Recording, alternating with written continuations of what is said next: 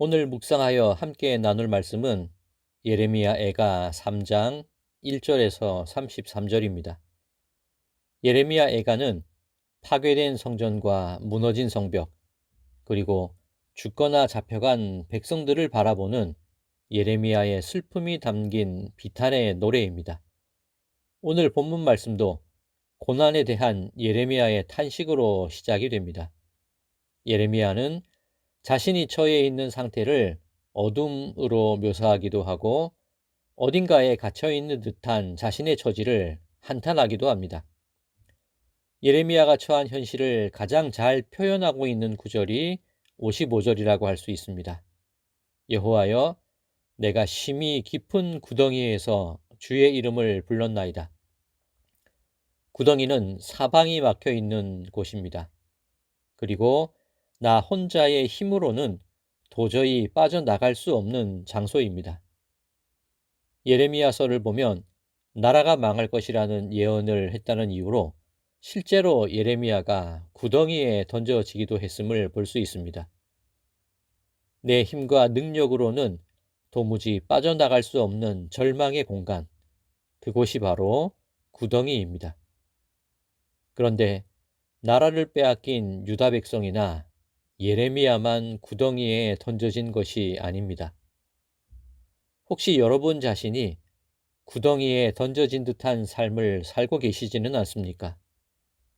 회복될 길 없는 깊은 질병으로 병상에 묶이듯 하루하루를 탄식하며 보내시는 분들도 계실 것이고, 살아가는 형편은 좀 나아졌는데 깊이를 알 수 없는 인생의 쓸쓸함 속에서 헤매며 지내는 분도 계실 것입니다.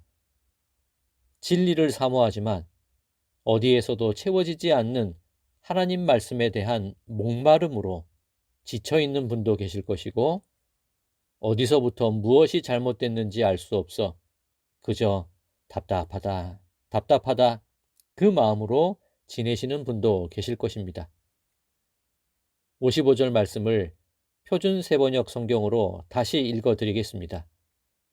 주님, 그 깊디 깊은 구덩이 밑바닥에서 주님의 이름을 불렀습니다.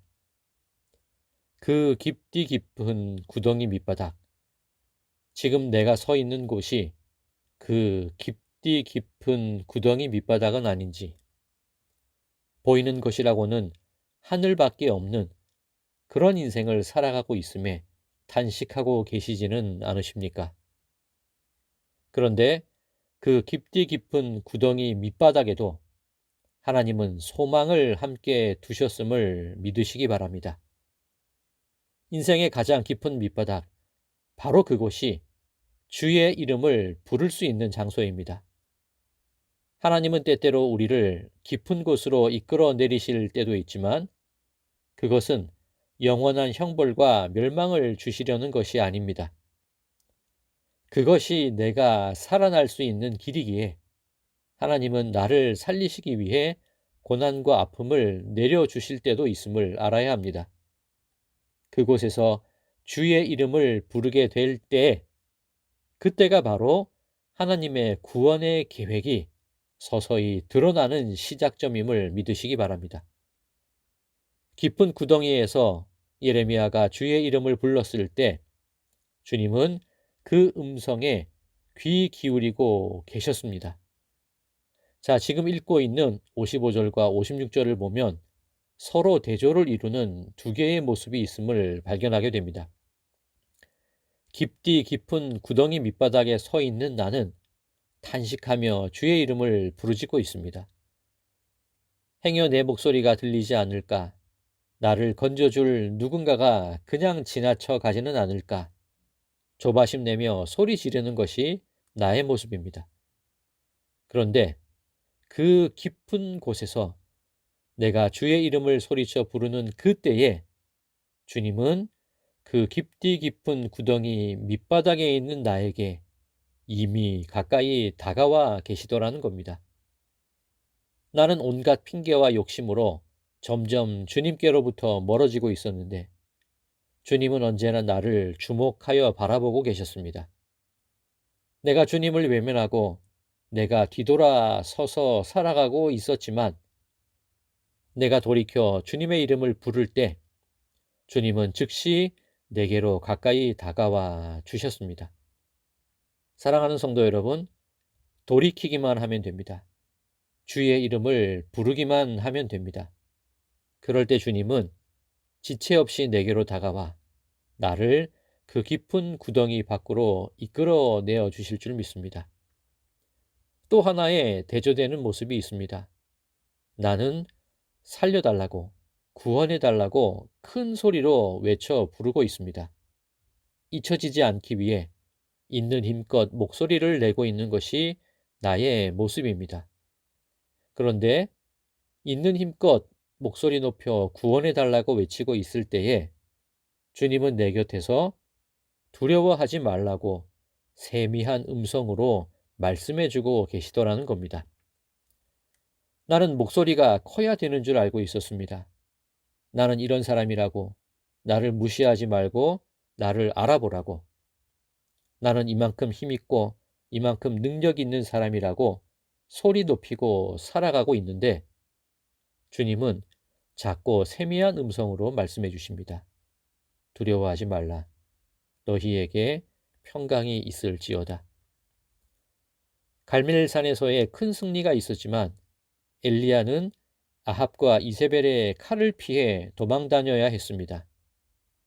이제야 세상이 바뀔 것 같았는데 드디어 하나님의 큰 권능의 역사가 시작될 줄 알았는데 돌아온 것이라고는 도망자 신세가 되어 간신히 목숨을 부지하는 초라한 모습이었습니다.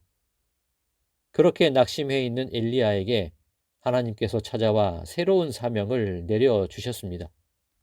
그런데 산을 가르고 바위를 부수는 바람이 아니라 세상을 뒤흔드는 지진이 아니라 모든 것을 태워 없애는 불이 아니라 하나님은 세미한 음성으로 새로운 사명을 내려주셨습니다. 사람을 세우라는 것입니다. 하나님의 일을 할 사람을 세우라는 것입니다. 사랑하는 성도 여러분, 하나님의 구원은 이미 여러분에게 다가와 있습니다. 있는 힘껏 목소리를 높이지 않아도 나를 기억하시고 나와 함께 하소서라는 작은 간구에도 응답하시는 분이 하나님이십니다. 세미하고 온유한 음성으로 우리의 갈 길과 행할 바를 알려주시는 분이 하나님이십니다. 우리는 그저 주님께로 돌이키기만 하면 됩니다. 주의 이름을 부르기만 하면 됩니다. 그럴 때 하나님은 깊은 구덩이에서 나를 끌어올리시고 나를 일으켜 세우셔서 당신의 사명을 맡겨주실 것입니다. 오늘 본문은 예레미야의 탄식으로 시작되었습니다. 그런데 예레미야는 모든 것이 무너져 내리는 현실 속에서도 잠잠히 하나님의 뜻을 기다릴 줄 아는 마음을 얻게 되었습니다. 온갖 고난과 나를 넘어뜨리려는 세상 권세들로 인해 낙심될 때도 있지만 그 어려움 속에서도 소망을 잃지 않을 수 있는 것은 인자와 긍휼이 무궁하신 하나님의 성실하심이 늘 나와 함께 하시기 때문입니다. 예레미야 선지자는 이렇게 노래합니다. 이것을 내가 내 마음에 담아 두었더니 그것이 오히려 나의 소망이 되었사옴은 여호와의 인자와 긍휼이 무궁하심으로 우리가 진멸되지 아니함이니이다. 이것들이 아침마다 새로우니 주의 성실하심이 크시도소이다. 사랑하는 성도 여러분, 하나님의 한결같은 사랑은 다함이 없으십니다. 하나님의 긍휼하심에는 끝이 없으십니다. 그 사랑과 긍휼로 날마다 나를 감싸주고 계시고 하나님의 성실하심으로 나를 하나님의 뜻 가운데로 지나가게 해 주십니다.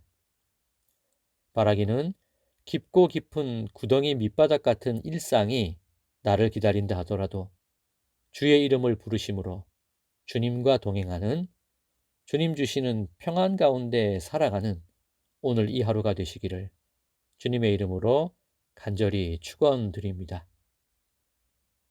인자와 긍휼이 끝이 없는 하나님 아버지, 병상의 깊은 구덩이에서 눈물 짓고 있는 주님의 백성이 있습니다. 사방이 가로막혀 오로지 하늘만 바라볼 수밖에 없는 쓸쓸한 인생들이 있습니다. 진리를 사모하지만 어디에서도 길을 찾지 못하는 안타까운 심령들이 있습니다.